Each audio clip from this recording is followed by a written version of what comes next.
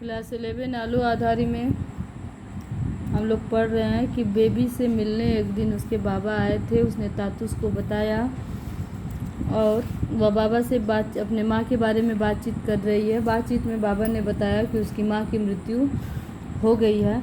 Baby को दुख हुआ कि उसके भाइयों ने उसे इसके बारे में कोई सूचना दी ही नहीं। आगे बाबा ने पूछा, तेरा बड़ा लड़का कहाँ रहता है? मैंने बताया कि यहीं पास में है। तो वह बोले, चलो थोड़ा देखाऊं।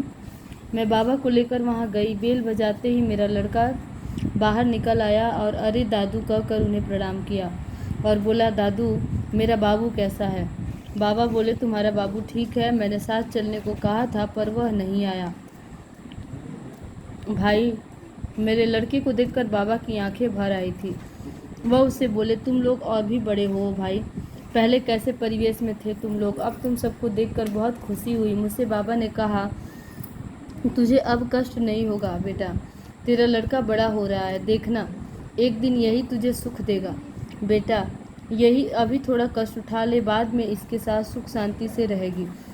मेरे लड़के से बाबा बोले, दादू भाई ठीक से रहना, और इतना कहकर मेरे साथ लौट आए। बाबा हमारे यहाँ से चलने लगे तो तातुस ने उनसे कहा, आप बेबी की तरफ से निश्चिंत होकर जाएं।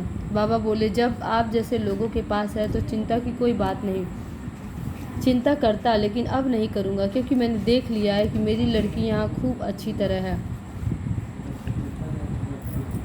बाबा चले गए। उन्हें कहीं से पता चल गया था कि मैं कुछ लिख विख रही हूँ। सुनकर वह बहुत खुश हुए थे। जहाँ पहले वह मेरी कोई खोज खबर नहीं लेते थे, अब वह जब तब फ़ोन पर मेरा हालचाल पूछने लगे। वह बार बार यह भी जानना चाहते कि मेरा लिखना कहाँ तक आगे बढ़ा, खत्म हुआ कि नहीं। वह मुझे अपने यहाँ आने को भी कहते और साथ में यह कि यदि मैं रुकना न चाहूँ तो लौट आ सकती हूँ। मेरे जाने की इच्छा नहीं होती।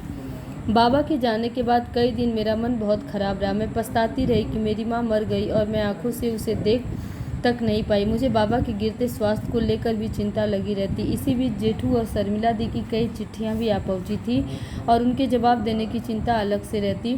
चिट्ठियों के जवाब देने से दोनों खुश होंगे और मेरा मन भी बहल जाएगा, यह सोचकर एक दिन सारी चिट्ठियाँ लेकर मैं बैठ गई। जवाब देने से पहले उन चिट्ठियों को एक बार फिर पढ़ लेना जरूरी समझकर मैंने पहले जेठू की चिट्ठियाँ उठाई और किसी कहानी की तरह उन्हें पढ़ने लगी। तातुस ने तुम्हें शब्दकोश की मदद लेने को ठीक ही कहा है। मेरी भी यही राय है। चिट्ठी लिखने में भूलें तो होंगी ही, लेकिन क्या इसी से तुम चिट्ठी लिखना बंद कर दोगी? बार बार जिज्ञासा करना कोई बुरी बात नहीं। जिज्ञासा होने से ही हम लिख पाते हैं। तुम्हारी कहानी क्या इधर सोई पड़ी है तुम्हारे तातुस की तरह? 9 वर्ष में खूब लिखो और मल्लेश्वरी की तरह मोटी सोटी हो जाओ, यही मेरी कामना है। तुम्हारा लेखन मुझे बहुत अच्छा लग रहा है और मुझे लगता है कि दूसरों को भी अच्छा लगेगा। मैं अपने बंधु आनंद के कहने पर उनका यह लेख तुम्हें भेज रहा हूँ। तुम्हारे लेखन को लेकर तुम्हारे तातुस और तुम्हारे जेठू दोनों के सोचने विचारने का कोई अंत नहीं। सबसे अधिक खुशी की बात यह है कि पहले की तरह अब तुम्हें लिखने में कष्ट नहीं हो रहा है। आशापूर्णा देवी की कोई नई किताब पढ़ी क्या? तुम्हारी लिखावट पहले मुझे काफ़ी कष्ट देती थी, अब कष्ट देने की बात तो दूर, तुम्हारी बहुत लिखावट देकर बहुत खुशी होती है। पढ़ते हुए एक बार भी तुम्हें डांटने की इच्छा नहीं होती, बल्कि बार बार शाबाश, बहुत अच्छा कहने की इच्छा होती है। भूलों की चिंता करने लगो तो एक लाइन भी लिखी नहीं जा सकती, इसलिए उनकी चिंता किए बिना लिखना होगा। बाद में अपना लिखा स्वयं भी सुधार लेना होगा।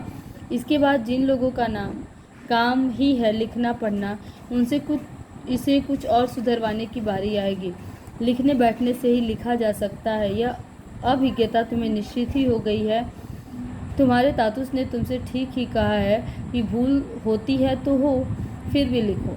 जेठू की जितनी चिट्ठियाँ आती उतनी मेरी इच्छा होती कि लिखूं और भी लिखूं। इसमें बाबा के जाने के बाद ये परेशान थी, इसे कुछ अच्छा नहीं लग रहा था। उसके बाद सोची कि जेठू और शर्मिला दी की चिट्ठियाँ आई हैं, उनका जवाब लिखती हूँ। जवाब लिखने में मेरा मन थोड़ा बहल जाएगा। उसके बाद उसने तातुस के बड़े भाई जेठू की चिट्ठियां पढ़ना शुरू की और उन्होंने उसको शाबाशी दिया था कि तुम पहले से अब अच्छा लिखने लगी हो, अब तुम्हें कष्ट नहीं होता होगा।